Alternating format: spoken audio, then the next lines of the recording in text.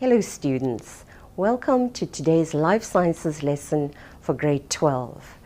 And today we will be looking at the structure of DNA. Now you know that we describe DNA as being the code of life. And to really appreciate this, we need to understand its structure. Now DNA is a very large molecule, an organic molecule. In fact, if you were to stretch out a single DNA molecule, it would be about 1 meter long. We've learned that all these large organic molecules are made up of smaller units, and the units of DNA are known as nucleotides. Now, each nucleotide consists of 3 parts, as you can see. So the one part is a pentose sugar. When we say pentose, look at its shape, you can see that kind of pentagon structure. Specifically in DNA, that sugar is called deoxyribose. Then you see a little phosphate group and a nitrogenous base. Now there are 4 kinds of nitrogenous bases, and we represent them by the letters A, T, G, and C. So what do those letters represent? A represents adenine, T is thymine, G is guanine, and C is cytosine. Right? So our 4 nitrogenous bases in DNA are adenine, thymine, guanine, and cytosine. Now let's look at some diagrams showing the DNA structure. Your adenine and your guanine are large nitrogenous bases, and we refer to them as purines. Your thymine and your cytosine are smaller nitrogenous bases with a single ring, and we call them pyrimidines. Let's now look at the structure of your DNA. Now, if we look at our first diagram, we can see that your DNA is a double-stranded structure. So let's look at this double-stranded structure very carefully. Right at the top, you can see we've enclosed a single nucleotide in a ring. So you can clearly see nitrogenous base, your deoxyribose sugar, and your phosphate. So let's now look at one strand of the DNA. So I'm looking at the strand on the left. If you look at the way one unit, one nucleotide is bonded to the next within one strand, you can see you have sugar-phosphate bonds. So it's as though the sugar-phosphate bonds form a kind of backbone of each strand of DNA. So you can see that strand all the way down. And then next to it and attached to it is the second strand. And these 2 strands are joined together by means of their nitrogenous bases. Now I want you to look at the way we've represented our nitrogenous bases. Look at the shapes that we've used. And remember, it's a representation. It doesn't mean that a real DNA molecule is going to look like this. What do you notice if you look carefully? You can see that the shapes of some nitrogenous bases appear to fit into another nitrogenous base. And if you look at it, it's very specific. What can you see? Your adenine and your thymine seem to fit together like pieces of a jigsaw puzzle. And so do your guanine and your cytosine. But what you can clearly see is your adenine can only fit together with thymine, not with guanine, not with cytosine. And so that applies to each of the bases. They are complementary. That's the word we use. One base is complementary to one other base. So if you look at it, your adenine and your thymine are complementary, so they can bond together. And your guanine and your cytosine are complementary. They can bond together. So between your guanine and your cytosine, notice that we have these dotted lines. Now those dotted lines are representing hydrogen bonds. And these are weak hydrogen bonds. They need to be weak, and we'll see why in a future lesson. So you notice there are 3 hydrogen bonds between your guanine and your cytosine. And between your adenine and your thymine, you've got 2 hydrogen bonds. So here you're looking at a very small portion of your DNA molecule. Now let's look at the second diagram, which shows a slightly different representation. Now that kind of diagram is called a stick diagram, because we are not showing we are showing the nitrogenous bases. We are not showing the phosphates, and we are not showing your sugar portion as distinct molecules. We've simply got them as straight lines.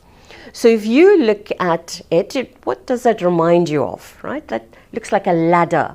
So we often call these ladder diagrams, right? Or stick diagrams. So if we look at that ladder-like appearance, and if we compare it to an actual ladder, the rails of the ladder that are vertical are made up of sugar and phosphate, deoxyribose and phosphate.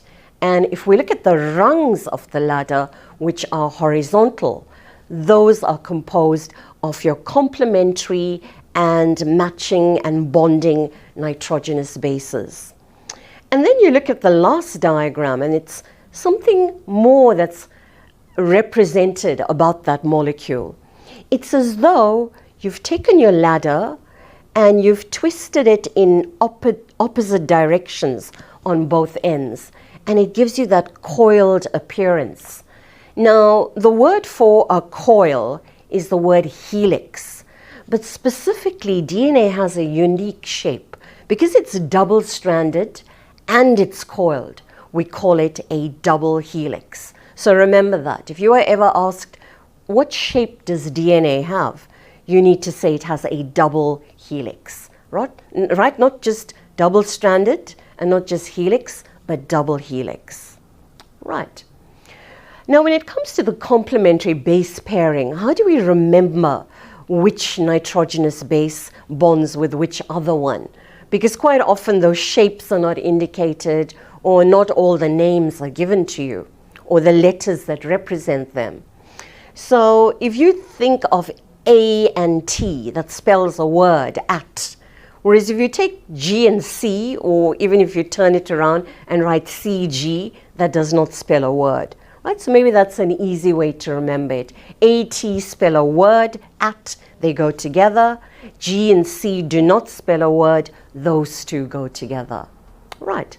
So here's another diagram of what a double helix DNA molecule would look like. You can clearly see the one that twists around the other. Now let's look at another diagram. Now here what you can see is you will identify the double helix DNA in purple, okay? And notice it's wound around something, right? There are these round structures.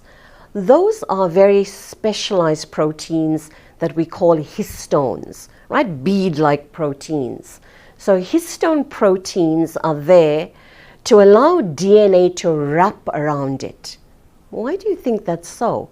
Why does our DNA need to be wrapped around something? This is to allow the DNA to actually fit into the nucleus of a cell. Remember we said if you stretched out a molecule, it would be 1 meter long. And yet this 1 meter long molecule has to fit into the nucleus of a microscopic cell. And that sounds quite extraordinary, but it does so because of the way it's wrapped around your histone proteins, right? Here's another example of a stick diagram. And let's look at what the functions of DNA are. Now, in previous grades or in an earlier lesson as well, we spoke about the functions of the nucleus. Now, the DNA is the key component of that nucleus. And if you remember what the functions of the nucleus are, you would remember what the functions of DNA are. DNA carries coded information for protein synthesis. I'll repeat that. DNA carries coded information for protein synthesis. Proteins, remember, are structural, they are functional. Living organisms cannot exist without proteins. And it's DNA that's carrying the information to actually make all these proteins that are basic for life to actually exist. DNA also carries hereditary information. What do we mean by hereditary? If something is hereditary, it means it's passed from one generation to the next. It's passed on from parent to their offspring. So it's your DNA that carries all the coded information about each and every organism. And this is passed from one generation to the next. Now, portions of your DNA or portions of your chromosomes are referred to as genes, right? You would have heard that term before. Now, what makes information coded for a specific characteristic? It's all about the sequence in which your nucleotides are joined together. So a specific sequence of nucleotides will determine a specific gene and the specific information that's actually carried in it. So that, students, is the structure of DNA. So remember, some basic facts you need to remember is that the monomers or the units are nucleotides. You need to remember what are the 4 nitrogenous bases. You need to remember which nitrogenous bases are complementary to which other ones. DNA is double-stranded. Strands are held together by weak hydrogen bonds. And you also need to remember that it is a double helix structure, right? So please revise, practice, draw diagrams, label them, and I will see you for the next lesson. Take care.